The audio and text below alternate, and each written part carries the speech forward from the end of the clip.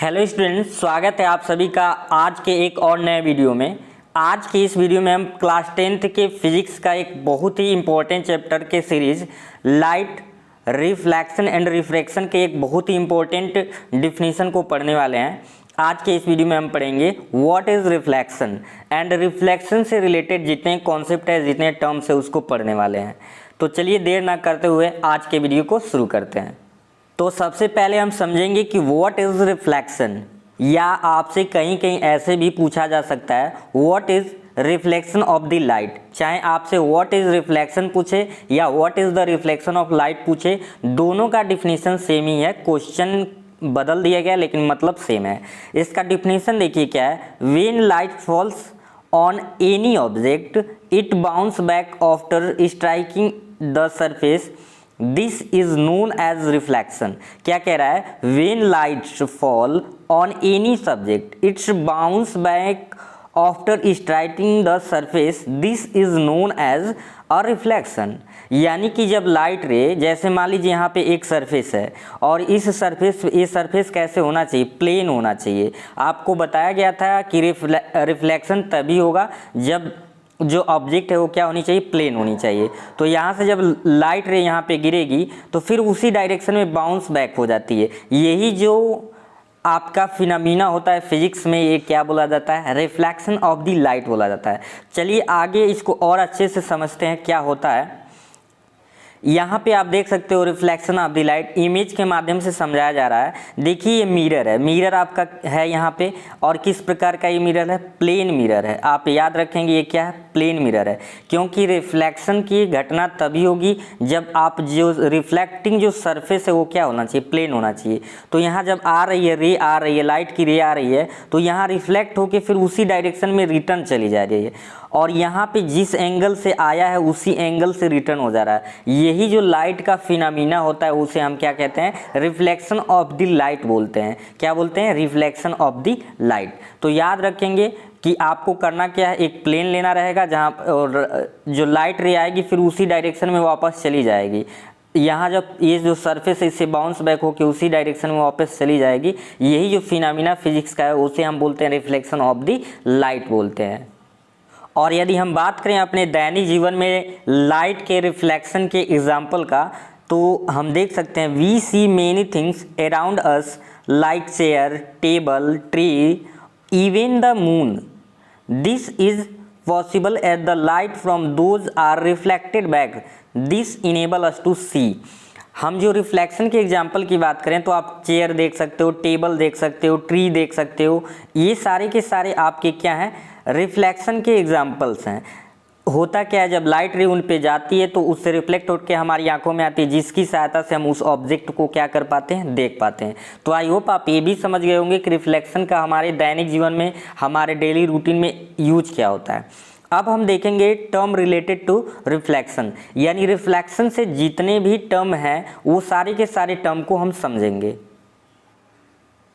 जब reflection of the light होता है, यानी लाइट का जब रिफ्लेक्शन होता है तो क्या क्या यहाँ पे कॉन्सेप्ट जनरेट होते हैं। देखिए यहाँ से जो लाइट आ रही है, जो लाइट आपके मिरर पे जाके टच करेगा उसे हम बोलते हैं इंसिडेंट रे। यानी जो लाइट रे यहाँ से जा रही है इसे बोलते हैं इंसिडेंट रे। यानी चाहे हम टार्च से जो टार्च जला रहे हैं वहाँ से जो रोशनी जाएगी वो भी क्या हो जाएगी? Incident ray.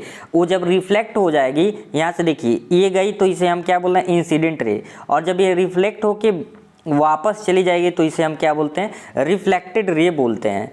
और फिर आगे बात नॉर्मल, ये आपकी नॉर्मल है।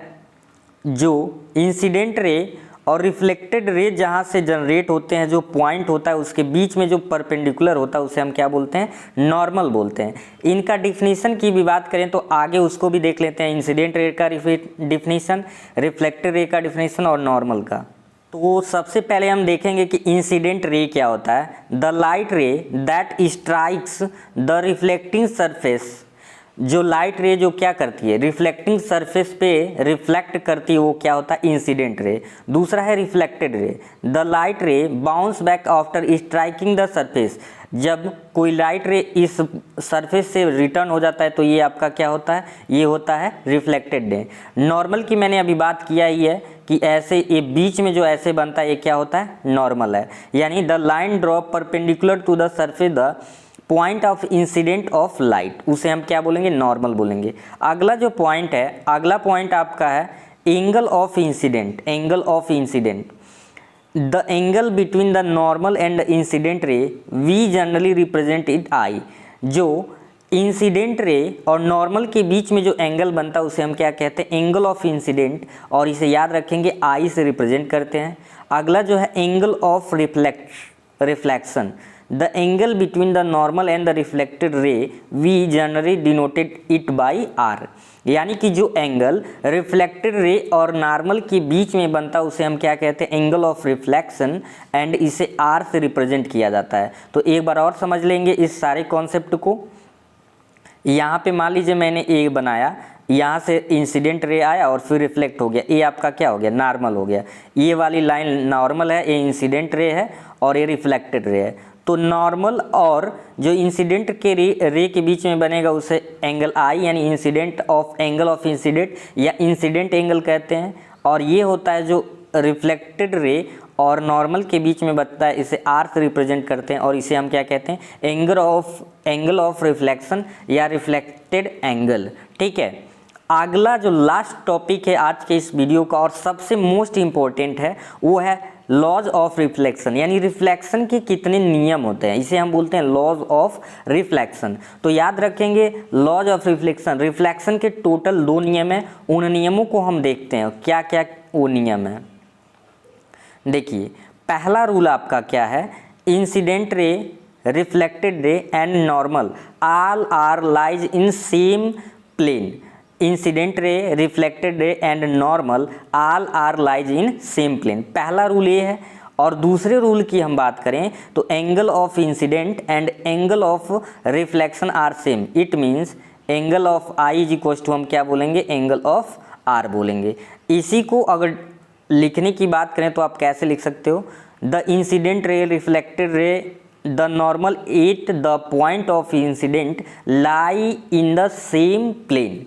वही बोला गया कि इंसिडेंट रे, रिफ्लेक्टेड ने और नॉर्मल जो है तीनों एक ही प्लेन पे मिलते हैं। दूसरा जो रूल है, the angle of incident is equal to angle of reflection, यानी यही बोला जाता है angle I is equal to angle R. तो ये टोटल कॉन्सेप्ट था रिफ्लेक्शन ऑफ लाइट का। तो आई होप आपको सारी कुछ अच्छे से समझ आ गया होगा। आज का ये वीडियो कैसा लगा कमेंट सेक्शन में ज़रूर बताएं, और चैनल पे नए हैं तो सब्सक्राइब करके बेल वाले आइकन को ऑन कर लें ताकि नए वीडियो का नोटिफिकेशन मिलता रहे। Thank you.